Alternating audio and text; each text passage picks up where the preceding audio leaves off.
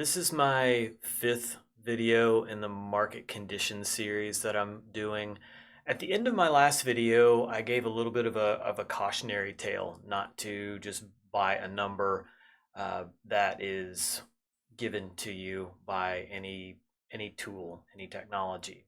And I wanted to kind of show you how that works and and how you can potentially have some disastrous results if you're not applying judgment. So I'm going to show you a data set here.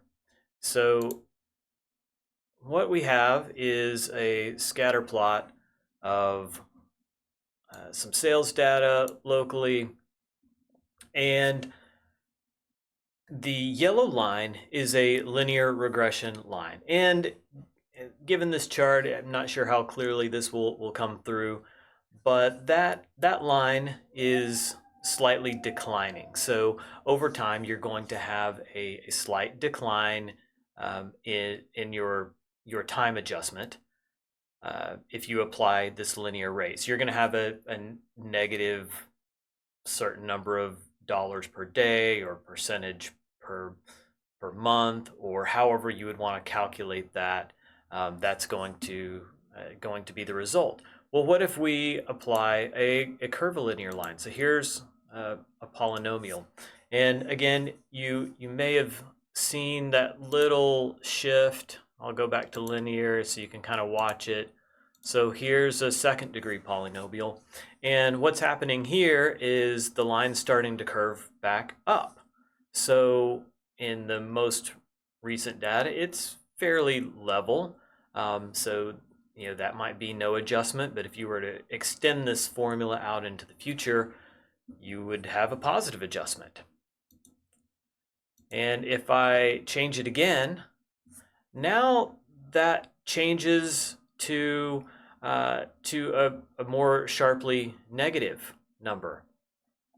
Okay, so that would probably, if I were to be applying this rate to a comp from maybe 4 or 5 months ago, that would probably equate to maybe a 10% adjustment.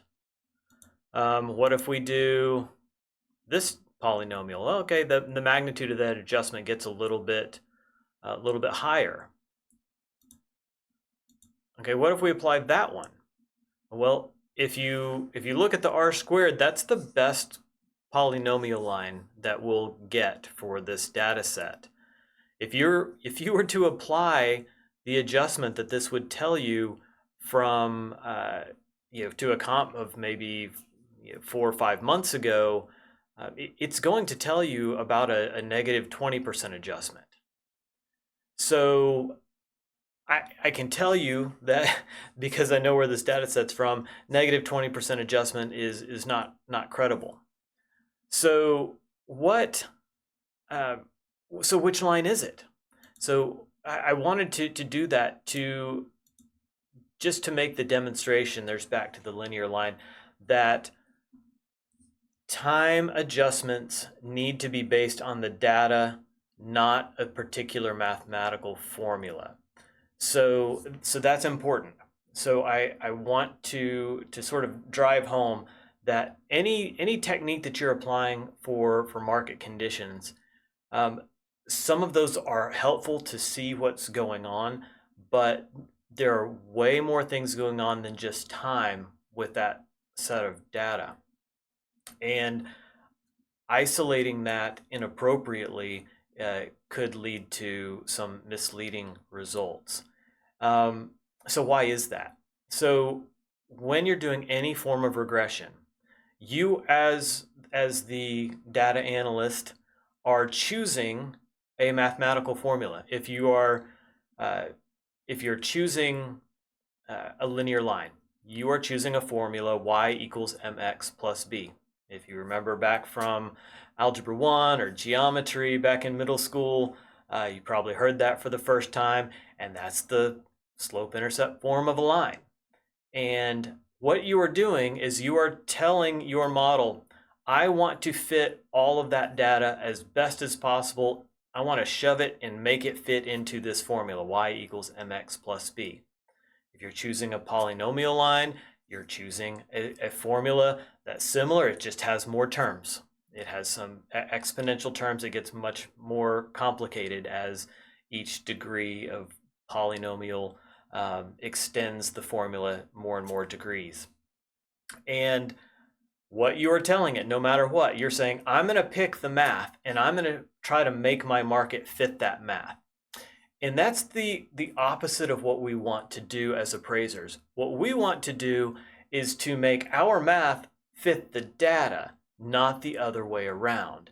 And so that's why you will hear me, making some cautionary statements about any technique which is going to just apply a formula and give you a result and just use it.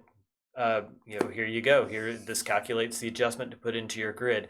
You really need to pause. And I just wanted to do that quick demonstration to show you why. And there's one other thing. If I go back to this, the spread of the high to the low at any given moment in time with these data points, that's telling you there's a lot more going on than time at any given moment. So what do you do when you have way more going on than just time?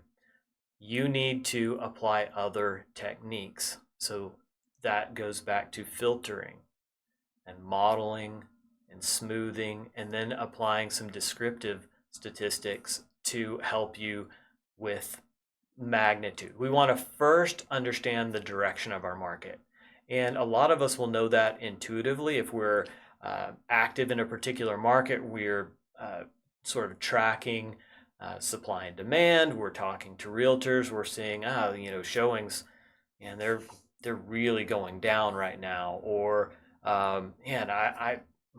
every realtor I've talked to lately is saying that their sellers are beginning to panic a little bit because, the selling season is coming to a rapid end, and they really want to get this house sold before the first snow. Whatever it might be in your market, you may know those things intuitively. This will help you to provide some meat around what you probably already know from other data. So that would be you applying your expert appraisal judgment and allowing you to interpret the data. So data is just a tool for you to use to interpret.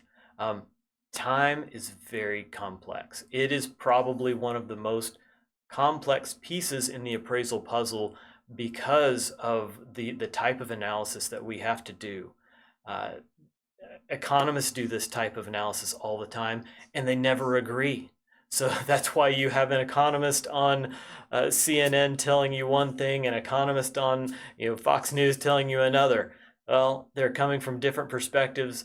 You take data and you analyze it a particular way, and it may tell you something. That's why I'm going to be old man moment for a second and tell the same joke too many times. But there are three types of lies: damn lies, and statistics. It's one of my favorite quotes. I say it all the time because it's so true, and it really helps to reorient us to what we're doing. So be careful out there as you are evaluating different tools and techniques, and let me know what else on this topic you'd like to hear about, and I will make another video. Thank you.